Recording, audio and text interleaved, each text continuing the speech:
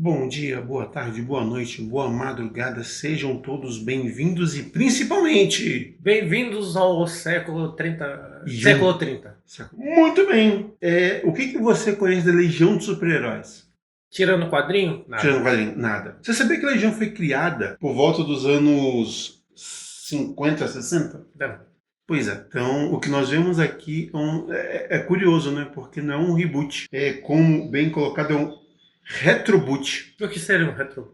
Retroboot, eu não sabia que isso existia, cara, sério, eu fiquei impressionado. Pra quem não tá familiarizado com o termo, o que é um reboot? É Pode ser, você reseta. quando você reseta tudo e vamos nessa. E aí você volta lá pra história inicial do personagem que você tá lendo e pronto. Pois é. Nesse caso, ela não funciona como um reboot, mas como um retroboot. Hum. Ela pega informações lá de trás, depois que um reboot tinha sido feito, e ignorado alguma coisa, e você traz aqueles personagens de volta. Não seria como reescrever o passado, Uhum. que algumas histórias adoram fazer isso. Mas é trazendo personagens do passado para o presente. Entendi. Entendi. E aqui é onde está a É, Legião Super. só que essa galera é do futuro, e aí vem pro presente. Pois é, isso é legal, né? Que uma galera. Aonde a loucura existe. A Legião dos Super-Heróis apareceu como uma forma de alguém do século 31 voltar para o passado e falar: Oi, Clark Kent. Nós somos seus brothers. E você ainda não é o Superman. Antes do Superman, antes do Clark Kent ser o Superman, Uhum. a Legião já tinha aparecido. Uhum. E aí dá a ideia do Superboy, Entendi. né? Do garoto, Uhum. né? Que vai ser o Super-Homem. É, porque o Superman ele já aparece sendo, nas primeiras histórias que sai da Action Comics, sendo já o Já é o Superman. E Superman. aí depois que vem Superboy e etc. Tanto que tinha aquela clássica pergunta, né? Superboy é o Superman? Que aí na Crise das Infinitas Terras entendemos que não, Uhum. já que o Superboy seria de um outro universo. Onde já? Maravilha, cara desse adora fazer isso. E aí onde entra a nossa colocação. O quadrinho, a qual escrita por Geoff Jones e desenhada por Gary Frank, em 2007, traz exatamente isso. Nesse período em que a crise de Infinitas Terras já tinha ganhado toda a sua força, e muito já tinha se questionado. Aí vai ter crise de Infinitas Terras, crise infinita, crise de identidade, crise da crise com uma crise. Sim, são várias crises. Pois é, a DC gosta de crise e a Marvel gosta de Gosto de guerra. guerras. Maravilha. Exatamente. E exatamente aí onde ele traz uma história dos heróis da Legião que conheceram o Superman lá atrás, já adultos. E é isso o lance legal, porque não é mais o Superman também adolescente, também é o Superman adulto. Então ele escreve uma história onde todo mundo envelheceu. Uhum. Quem namorava casou ou não casou, Uhum. quem era um grande personagem. Ou quem tava pra ser um grande personagem ainda era criança. Então. E ele fez esse crescimento desses personagens. Então, para quem já conhecia a Legião e gostava da Legião, viu os personagens envelhecendo. Uhum. E viu também uma segunda leva de personagens, que são os excluídos. Porque para fazer parte da Legião, eles têm que olhar para pro herói, ou pro futuro herói, Uhum. pro personagem, e falar: Ó, tu vai, ó, tu não vai. E o legal é que tem uma hora que eles explicam como é que isso acontece. Eu achei É, que, porque olha, eles têm um modo de avaliação e são. não é só a questão de você ter controle dos poderes, também tem que ter uma integridade moral dentro da ética que eles E acreditam. já vou avisando, eu adorei essa parte. Mas a primeira vez que eu li, maravilhoso. A segunda eu fiquei, pô, legal, bacana. É como eu falei, quando você relê algumas histórias, acaba sem querer perdendo um pouco a magia, o Magia. entusiasmo. Eu lembro a primeira vez que eu li, eu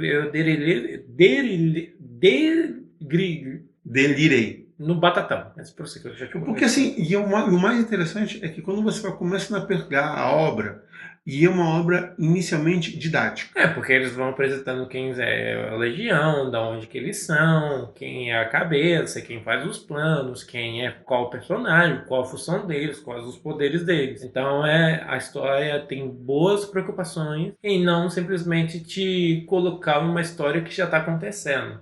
E sim explicar também o que já está acontecendo e quem são. Eu acho que esse didatismo inicial, ele é muito bom porque... Para quem não conhece. Para quem não conhece, e assim, nem todo mundo tem contato tão frequente com a Legião. Uhum. Não são personagens que você tem contato frequente. Até porque, por serem de uma realidade totalmente... Um milênio depois? Um milênio depois, literalmente, então cria aquela diferenciação muito grande entre nós e eles. Uhum. Né? Como é que o mundo vai estar? Então eles vão criando certas colocações, estruturas que vão lembrando que a gente está falando de um universo diferenciado. Uma das coisas que eu mais gosto é que todos os heróis dessa legião, ou quase todos, não são da Terra, não são humanos. Sim. Terráqueos são de outros planetas. E olham para a Terra como um ponto interessante. E isso é uma coisa que eu gosto pra caramba. Desse didatismo que a obra vai tendo com o passar do tempo, de nos explicar quem é cada um dos personagens. E a parte boa é que não fica parecendo como se o roteirista estivesse testando nossa inteligência, né? Uhum. Então, não é um didático chato, não é um didático em que é óbvio que você já está vendo na tela, tanto que aquela brincadeira que eu sempre falava, né? Ó, o meteoro vendo! Aí você já tem escrito na tela, então você não precisa de um personagem falando, tendo um diálogo sobre isso. Então, é um didático que é bom.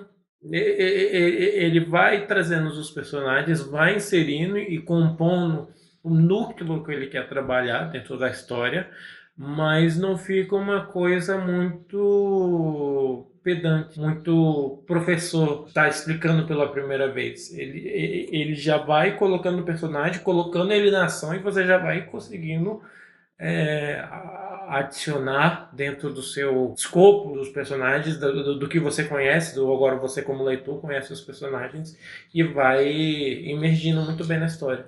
Então não fica chato. Eu acho que e esse é o ponto mais divertido, né? Porque ele vai te conduzindo. Essa é uma diferença quando você tem um grande escritor. Geoff Jones, eu nunca li algo ruim dele. Pois é. Ele Bendis, nunca li algo ruim. Já li alguns questionáveis. Questionáveis ruins, não. E quando o autor ele sabe trabalhar com o que ele tem em mãos, vira uma diferença maravilhosa. Uhum. Vira uma diferença que assim dá gosto de você pegar aquilo ali e levar adiante. Sim. Não simplesmente de você fazer de qualquer forma ou de qualquer jeito. Eu percebo que esses caras, Geoff Jones, Bendis, o outro que eu gostava muito, que é lá dos anos 70, que eu sempre esqueço o nome, que trabalhou com o John Romita Pai, o Roy Thomas, exatamente, Grant Morrison. Eles são os caras que não só entendem o personagem, ele entende o leitor de quadrinhos. Sim.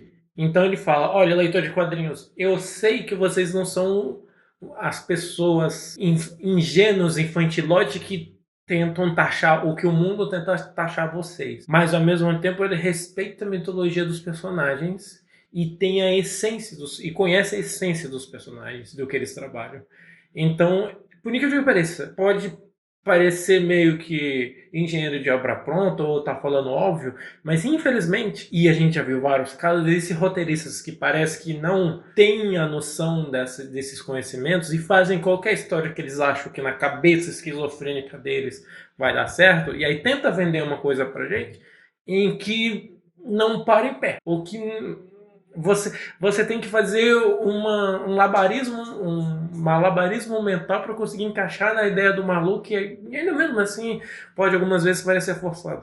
Como a gente fez um programa recente do Capitão América nazista. Uhum. Que, né? São duas palavras que... só não bate. Não se correlaciona. Se valendo disso, são esses tipos de roteiristas que são os famosos diferenciais. Sabe entender? Um cara que no cinema faz isso muito bem, que fez o Superman recente, e o Guardiões, que eu esqueci o nome dele de novo, meu Deus do céu, eu esqueci só os malucos. Eu tô com a imagem do cara na minha cabeça. Daqui a pouco vem. Então, então esses caras são únicos. Sim. E deveria ser, em teoria, ser a maioria. Porque, cara, você vai escrever quadrinhos e você vai implementar qualquer ideia que não case com o personagem ou com o leitor que você está querendo vender, não rola. Uma das coisas mais interessantes é que para tirar, assim, ele faz não é um spoiler, já vou avisando, porque isso tá nas primeiras páginas. né, de que o Superman ele não vai poder utilizar aquilo que ele tem de mais conhecido, que é a sua força, a sua invulnerabilidade, por causa de um detalhezinho pequeno. Ah, não, a gente dá pra falar, porque a Legião do ano 3000, o Brainiac 5, que não é o Brainiac vilão, porque o Brainiac vilão é o Brainiac 4, e o Brainiac 5 fala, cara, Superman, estamos precisando de tu aqui, chega junto que tá difícil. E aí ele vai pro ano 3000, ele tá no seu tempo, 2000 e sei lá quanto, e aí ele vai pro ano 3000, só que o Sol tá vermelho. Com o Sol estando vermelho, ele não tem acesso aos poderes dele. Logo, ele vamos dizer assim, tem fragilidades e a galera começa a entender que dá pra derrubar esse Superman. Pois é. E o mais curioso é que, por conta desse detalhe, o que sobra para... Entenda o termo. O que sobra para o Superman não é apenas ser a figura. Você é a força. Ele tem que representar a figura moral que ele tem que ser. Sim. Não adianta... É aquela velha frase batida. A esposa de César não tem que parecer ser honesta. Não tem que ser Ela honesta. tem que ser honesta. Então, o super-homem não tem que parecer ser uma bússola moral. Ele tem que ser a bússola moral nessa obra. E é interessante que ele realmente se ponteia como uma bússola moral. Todo mundo fala, você não pode quebrar o pau com essa galera porque você vai se dar mal. Ele fala, não, tudo bem, disso eu já entendi. O problema é que na condição que a gente está aqui, a gente está sem poucas opções. Pois é, não dá pra ficar rodando o tempo inteiro. Mas foram poucas vezes em que a questão moral do Superman ela foi batida. Na verdade, eu sinto que outros personagens foram mais... Sim. Por exemplo, o Brainiac, muitas vezes ele faz umas coisas que você questiona muito. Sim. Mas depois ele fala, olha, eu fiz isso daqui, você pode me bater depois. Mas você não pode questionar meu resultado. Os fins ficam os meios. Exatamente, bem maquiavelista. Total. Então, já o Superman não, ele vai falar, cara, por que você fez isso daqui, pô? Você tá doido? Não dá. Então, eu acho que esse é o grande ponto que faz essa obra ser uma obra legal. E você percebe que o Superman ele não é tão protagonista nessa história? Exatamente. O protagonismo mas ele é sempre a figura... Ele não é o protagonista. Mas ele é sempre a figura... que tá... Eu não sei como... É sempre... Exatamente, vamos dizer assim.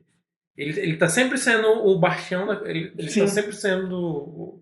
Ele é citado pelos dois lados, inimigo, vilões, não vilões e heróis, não heróis, porque a história causa essa... em torno da figura do Superman. Em torno da figura dele. Ele é utilizado pelos dois lados. De maneiras diferentes. De maneiras diferentes, opostas. Mas o mais interessante, o mais fantástico, é como nós vamos entendendo essas narrativas. De que distorções são feitas e para que isso funcione muito bem. Por um lado, distorções, óbvio, por um lado, e pelo outro lado, entendendo que ele é uma figura a ser seguida.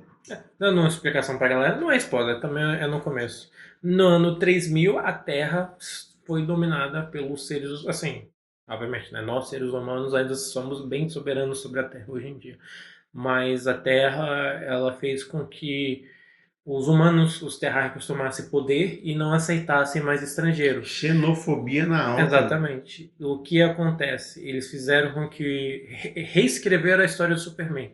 Toda aquela história de que o Superman tinha vindo de Krypton e etc. Foi tudo fake news. É tudo fake news. E aí o Superman seria, na verdade, humano, nascido em Smallville. E ele seria um terráqueo. Que ganhou poderes. Exatamente, que tinha poderes. E aí eles vão trabalhando em cima disso. Então eles não aceitam não aceitam alienígenas. Qualquer um que venha pra cá é morto. Então assim, primeiras páginas, só pra galera ficar situada. Já a Legião é o oposto. Fala, olha, a gente tá brigando, que o Superman não é isso. E o Superman sabe que não é isso. Porque ele fala, mas mano, que loucura é essa? O interessante é que fazendo um contraponto com a nossa realidade... Eu também fiz isso. Esse contraponto com a nossa realidade de que os estrangeiros foram sendo, por conta de guerras, problemas muito cruéis, de perseguição, muita gente começou... exatamente nesse período em que começa a grande migração de pessoas da Ásia, do Oriente Médio e da África para a Europa, Estados Unidos, principalmente para a Europa. Sim. Então essa migração começou a ganhar muita força. E o interessante é que a obra ela trabalha com a ideia da xenofobia num nível muito cruel. Porque chegaram ao ponto de literalmente matar o estrangeiro, né? Sim, de fazer campanha contra o estrangeiro. É interessante como a obra ela acaba ponteando muito para esse lado, que pode não parecer, mas uma obra ficcional muitas vezes ela tem um ponto Uma reflexão com o mundo da real. nossa, da, Da nossa da nossa realidade. E é essa condição que eu acho que é fantástico na obra.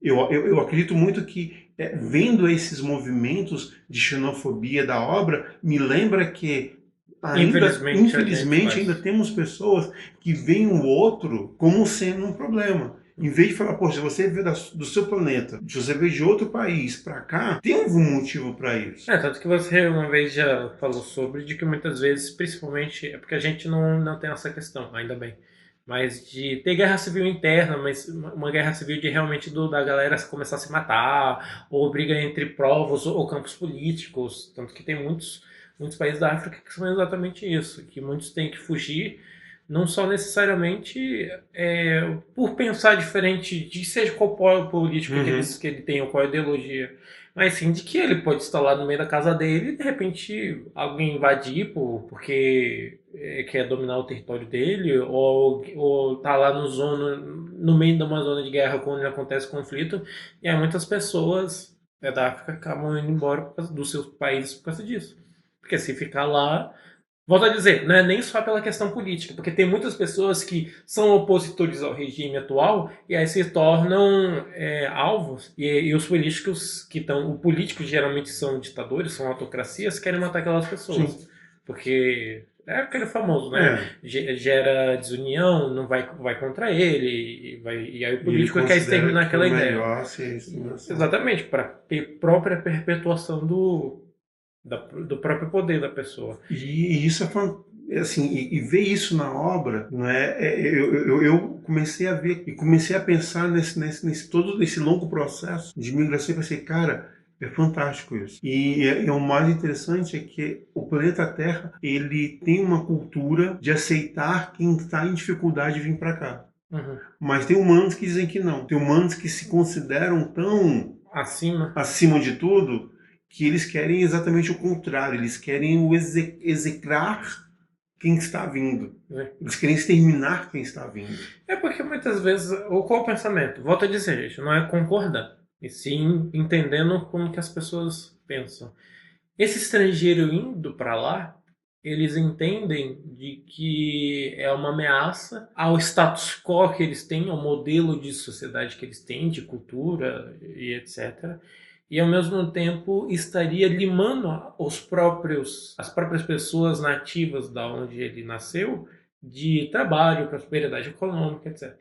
O que a gente já viu conforme o tempo que não é isso que acontece. Sim. Muitas vezes aquela pessoa é integrada àquele meio, ela sem que a pessoa que está vindo de fora, o estrangeiro, muitos deles dificilmente conseguem manter as suas culturas. Quando ele ainda tem contato e ele ainda consegue constituir filme, ele até consegue manter algumas culturas dele, mas é muito difícil. Porque, infelizmente, ao redor que ele vive, ele não tá falando a língua dele, né? Não tem a cultura, não tem a música dele, não tem os ritos, não tem várias coisas com que para ele é natural, não tem a culinária. Sim. Então, é muito difícil uma pessoa, e principalmente essa pessoa, ela quer simplesmente sobreviver. Muitas vezes. Né? Porque é óbvio, a gente já teve até essa conversa recente, muitos brasileiros saem do Brasil para querer ter uma vida melhor, mas aqui a gente já consegue, aos trancos e barrancos, sabemos que o Brasil não é o país mais fácil, mas aos trancos e barrancos a gente consegue sobreviver. A gente consegue pagar nossas contas, ter alimentação, obviamente tem muito para melhorar, etc. Mas muitos desses países a pessoa não consegue. Porque a pobreza é enorme, porque a tirania é mortal. Ser de uma religião pode ser um problema. Exatamente. Então, assim, a pessoa, ela sem querer acaba... Sem querer não, né? A pessoa é forçada a abandonar muito do que a identidade dela para viver numa sociedade, para ela ao menos sobreviver. Eu já falei a minha cena que eu gostei, que é a conversa de como é que os personagens entram pra Legião dos Super-Heróis. Uma cena que você gostou. Superman. Cara, o momento que o Superman ele volta, reconstitui a sua força, vira e fala, você não representa os meus valores. Eu falei, É isso. Não tem como, cara. É porque entra aquela questão, lá vai eu falar demais. Eu tava tendo uma conversa com uma amiga recente que eu achei bem interessante, que ela acha que muitas das nossas legislações são distantes de como é a vida real. E eu virei e falei assim, eu fiz uma provocação.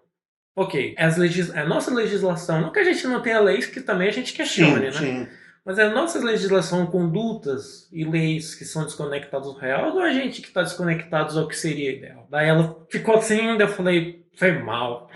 Porque, Mas essa é a colocação que você faz. porque muitas vezes, como eu tô muito idealista, gente, eu tô lendo muito filósofo. Agora, finalmente, eu fui para o francês. E, cara, caraca, velho. Não, tá, depois a gente fala disso. O que acontece? Então eu percebo que muitas vezes a gente foge do que seria ideal de como bom como sociedade.